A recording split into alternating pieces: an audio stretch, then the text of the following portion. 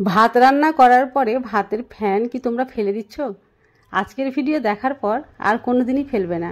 চলো ভাতের ফ্যান দিয়ে আমি তৈরি করব সে বড় বড় রেস্টুরেন্টের নামিগামি একটা খাবার রেসিপি। তো চলো নিয়ে নিয়েছি ভাতের ফ্যান, আর এটা আমি সাইডে সরিয়ে রেখে দেব। আর ভুট্টা দিয়েই কিন্তু আমি তৈরি করব। তো সবাইকে শুভ সকাল, আমার আর একটি কুকিং ব্লগে তোমাদের সকলকে স্বাগত। তো চলো ভিডিওটি প্রথম থেকে শেষ পর্যন্ত দেখো।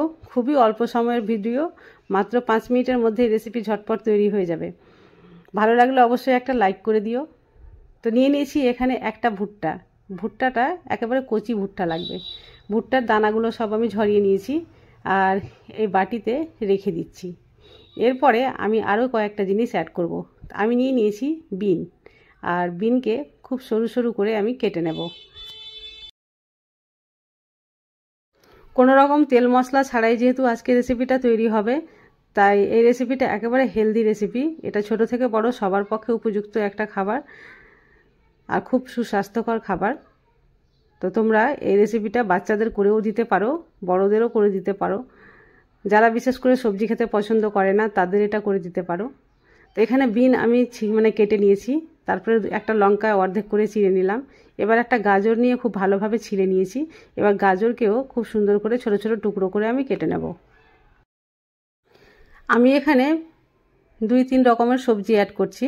তোমরা তোমাদের পছন্দ মতো যে কোনো সবজি এবং যতটা ইচ্ছে এখানে অ্যাড করতে পারো। যতগুলো সবজি এখানে দেবে ততই বেশি টেস্টি হবে।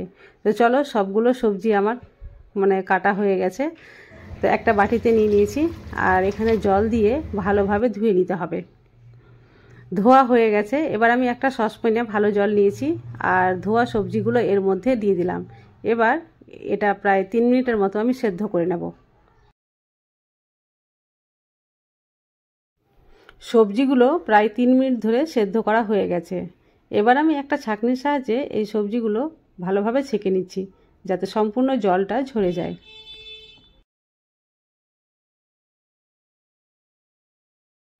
এবার আমি নিয়ে নিচ্ছি একটা প্যান, আর এই প্যানে সেই ছেঁকে রাখা সবজিগুলো দিয়ে দিলাম।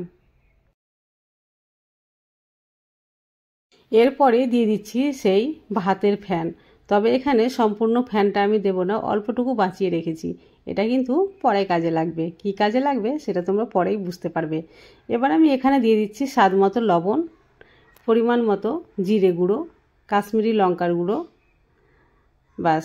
হলুদ তো একদমই দেব না, আর ঝাল লঙ্কার গুঁড়ো দেওয়ার প্রয়োজন নেই, যেহেতু লঙ্কা আগে থেকেই কাঁচা লঙ্কা দিয়ে রেখেছি। এবার আমি সেই ভাতের ফ্যানটার সঙ্গে একটু কর্নফ্লোর এভাবে মিক্স করে নিচ্ছি। তোমরা কর্নফ্লোর যদি পছন্দ না করো তো এখানে চালের গুঁড়ো বা ময়দাও দিতে পারো।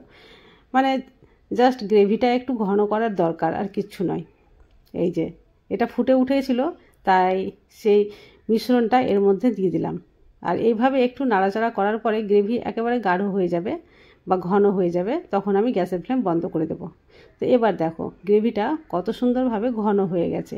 এর চাইতে বেশি ঘন করা যাবে না, কারণ এটা একটা স্যুপের রেসিপি, দেখে বুঝতেই পারছো, ভেজিটেবল স্যুপ।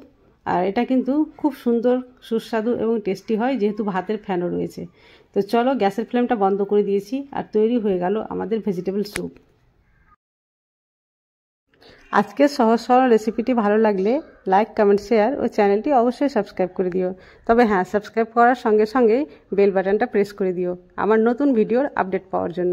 আজ তাহলে এই পর্যন্ত, দেখা হবে নেক্সট রেসিপি ব্লগে। ততক্ষণ পর্যন্ত তোমরা সবাই সুস্থ থাকো, ভালো থাকো।